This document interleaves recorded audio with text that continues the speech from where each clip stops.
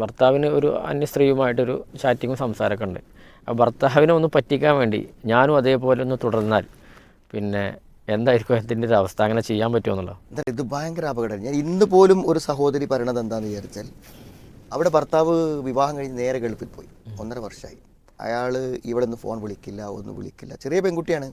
അപ്പോൾ ഈ ഭർത്താവിൻ്റെ അവഗണന നിരന്തരമായപ്പോൾ അവൾ ഭർത്താവിനോട് വെറുതെ പറഞ്ഞു, നിങ്ങൾ തരേണ്ടത് നിങ്ങൾ തന്നിട്ടില്ലെങ്കിൽ ചിലപ്പോൾ ഞാൻ ഏതെങ്കിലുമൊക്കെ ആളെ ഫോൺ വിളിച്ച് ബന്ധപ്പെട്ട് പോയി കഴിഞ്ഞിട്ടുണ്ടെങ്കിൽ നിങ്ങൾക്കായിരിക്കും ഉത്തരവാദിത്തം എന്ന് പറഞ്ഞു. അവൾ ചെയ്യാൻ വേണ്ടി പറഞ്ഞതല്ല, പക്ഷേ യാദൃച്ഛികമായി ചില ബന്ധങ്ങൾ അവളിലേക്ക് വരികയാണ്.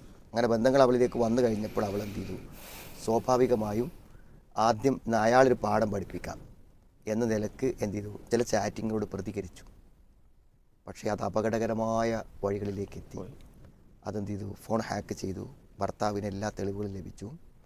വേഗം വീട്ടിൽ പോകാൻ വേണ്ടി പറഞ്ഞു. ഇപ്പോൾ അവൾ വീട്ടിൽ വന്നിരിക്കാം.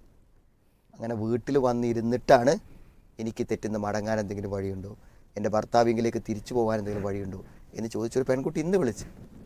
അപ്പോൾ എന്താണെന്ന് വിചാരിച്ചാൽ ഇത്തരത്തിലുള്ള ചിന്തകളൊക്കെ ശൈത്താൻ ഉണ്ടാക്കണതാണ്. എന്ത് ഒരു തെറ്റിലേക്ക് പോവാൻ അയാൾ എന്തായാലും എന്നെ മൈൻഡ് ചെയ്യണില്ല, എന്നെന്ത് അയാളൊരു പാഠം പഠിപ്പിക്കാം എന്ന് പറഞ്ഞ് നമ്മൾ വിഭജിക്കാൻ പോവുക.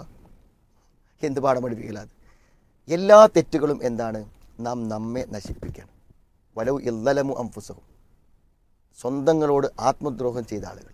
ഒരു തെറ്റ് നമ്മൾ ചെയ്യുമ്പോൾ അതിൻ്റെ ആത്യന്തികമായ ഫലം മറ്റാരെക്കാളും ആർക്കാണ് വരുന്നത്? നമുക്കാണ് വരുന്നത്. ഒരാളെ മദ്യപിച്ചാൽ അയാളുടെ ഭാര്യയ്ക്ക് പ്രശ്നമുണ്ട്, നാട്ടുകാർക്ക് പ്രശ്നമുണ്ട്, സമൂഹത്തിന് പ്രശ്നമുണ്ട്. പക്ഷേ ഏറ്റവും വലിയ പ്രശ്നം ആർക്കാ? മറ്റുള്ളവരെ. ഇയാൾ കള്ളുപിടിച്ചാൽ മറ്റുള്ളവരെ ലിവർ പോവും, ആമാശയം പോവും, അത് അയാളതാണ് ആദ്യം പോകും.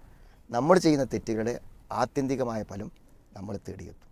ഈ സഹോദരി ചെയ്യേണ്ടത് ഈ ബന്ധം ശരിയാക്കിയെടുക്കാൻ ശ്രമിക്കുക എന്നല്ലാതെ അതിന് പ്രതികാരമായിട്ടോ പകരമായിട്ടോ നമ്മൾ തെറ്റിലേക്ക് പോകുക എന്നുള്ളത് അതിന് പരിഹാരമല്ലാതെ.